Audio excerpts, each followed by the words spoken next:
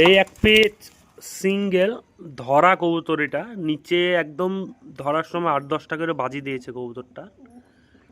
কবুতরটা মেবি মাদি হতে পারে, কবুতরটা ধরা কবুতর যেহেতু সঠিক বলতে পারছি না।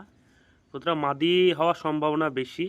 কবুতরটা নিচে একদম 8-10টা করে বাজি আছে। ওই নামার সময় যে বাজিটা ধরছিল একদম চিকুড়া থেকে নামার সময়, দুর্দান্ত বাজি। কবুতরটা ওড়ার কথা বলতে পারবো না, তবে বাজি দুর্দান্ত। কবুতরটা যারই পছন্দ হবে স্ক্রিনে দেওয়া ফোন নম্বরে কল করুন।